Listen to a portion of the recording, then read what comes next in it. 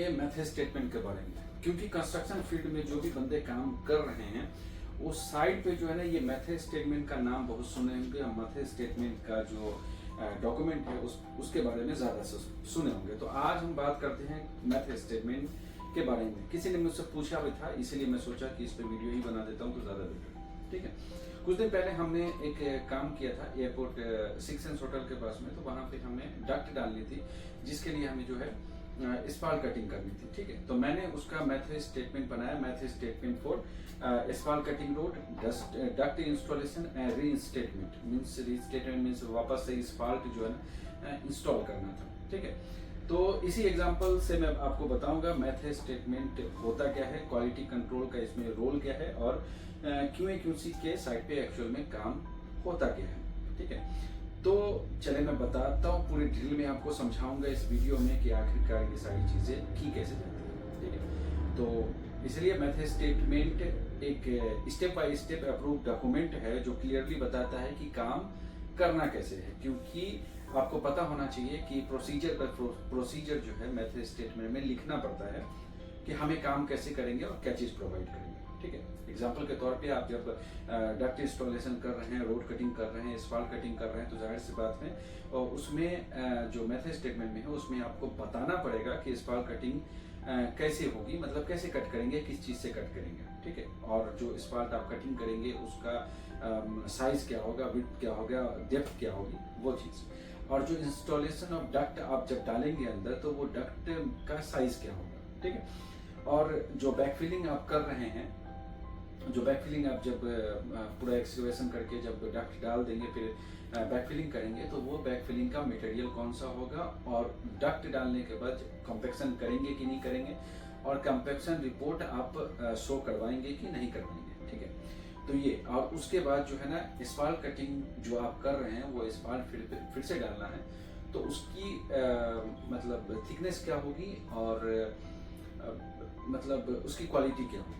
ठीक है, ये सारी चीजें आप उसको शो करना पड़ेगा। मतलब सिंपल बात समझे कि काम करने का एक लीगल अप्रूव्ड तरीका आपको क्लाइंट से लेना पड़ेगा। ठीक है, अगर आप मेथड स्टेटमेंट को फॉलो नहीं करते हैं तो रिजेक्ट होगा जो भी होगी, और फिर से वापस से आपको काम करने का फिर से आपको प्रॉब्लम्स होगी और आपका जो प्रोजेक्ट हो वो डिले हो जाएगा, और वैसे भी कंपनी का पैसा लगेगा तो जाहिर सी बात है कंपनी का खसारा भी होगा।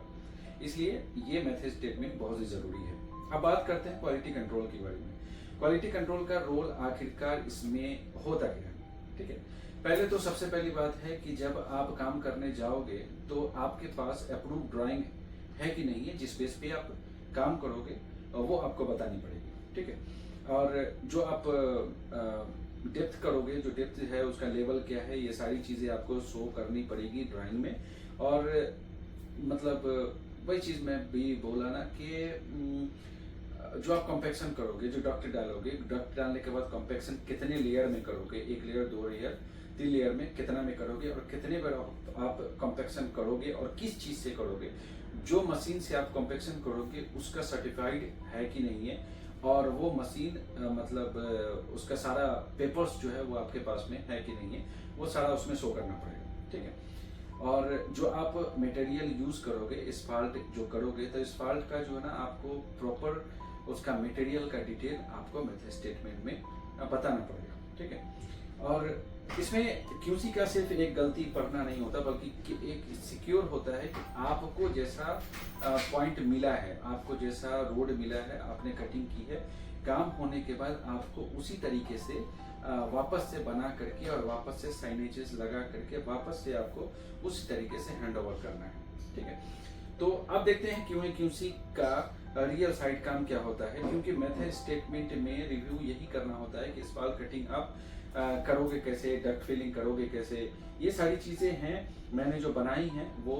क्योंकि जब आप काम करने साइड पे जाओगे तो उस टाइम में आपको देखना पड़ेगा कि रोड जो है वो सीधा कटिंग हो रही है कि नहीं हो रही है, डक्ट हमारा टेढ़ा तो नहीं है, या डक्ट हमारी जो है वो ज़्यादा इधर उधर तो नहीं भाग रही है, सैंड फिटिंग जो है हमारी वो थिकनेस जो है उसका सही है, 3 लेयर में जो हम करेंगे तो तीनों लेयर का जो है ना कॉम्पैक्शन कंटिन्यूसली हो रहा है कि नहीं हो रहा। ठीक है, और जो बैकफिलिंग आप कर रहे हो वो लेयर बाय लेयर हो तो ज़्यादा बेटर है, और कॉम्पैक्शन लेयर बाय लेयर हो तो ज़्यादा बेटर है। ठीक है। उसके बाद जब आप टेस्टिंग करवाते हो तो कंपैक्शन टेस्ट होगा, मटेरियल अप्रूवल रिकॉर्ड होगा और इंस्पेक्शन रिपोर्ट भी होगी। जो भी, क्योंकि WIR MIR जो भी आप WIR करोगे, MIR तो सिर्फ डक्ट का होगा, लेकिन WIR जो होगी उसका इंस्टॉलेशन का MIR वगैरह आपके पास में है कि नहीं है, वो सारी चीज़ें उसमें शो करनी पड़ेगी, आपको बतानी पड़ेगी कि हाँ मैं उस जो मटेरियल हम यूज़ करेंगे उसका MIR भी सबमिट करना है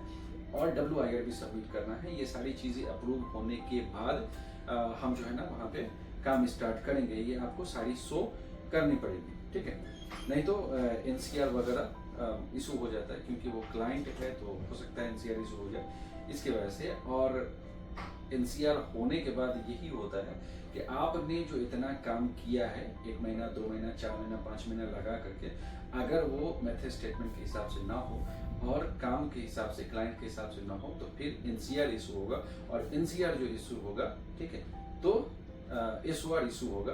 और SOR जब इशू होगा तो फिर वापस से आपको करनी पड़ेगी। नेक्स्ट वीडियो में मैं आपको बताऊंगा NCR और SOR का जो डिटेल्स वीडियो क्या होता है। NCR क्योंकि मैं कंफ्यूज कर रहा हूँ NCR SOR में, तो मैं आपको जो है, मैं कंफ्यूज नहीं, मैं बोलने में कंफ्यूज कर रहा हूँ, तो मैं आपको बताऊंगा नेक्स्ट वीडियो में कि NCR और SOR का डिफरेंस क्या होता है, ठीक है।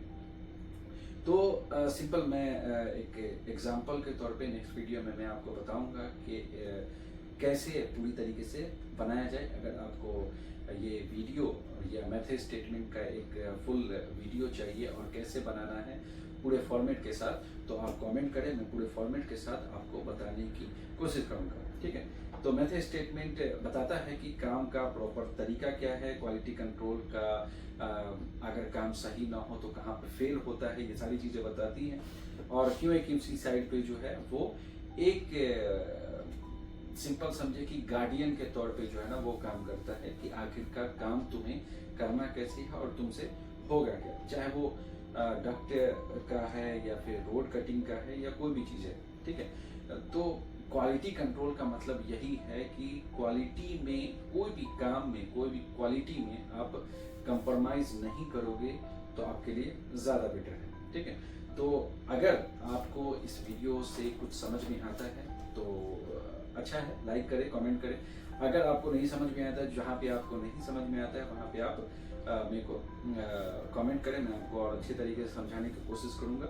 और अगर आपको पता होना चाहिए, अगर एग्जाम्पल के तौर पे आपको नेक्स्ट वीडियो चाहिए एग्जाम्पल के तौर पे कि बनाना कैसे, तो आप मुझे कमेंट करें, मैं आपको ज़रूर जवाब दूंगा। जब तक वेट करें नेक्स्ट वीडियो के, SOR NCR पे मैं वीडियो बनाऊंगा। Thank you very much.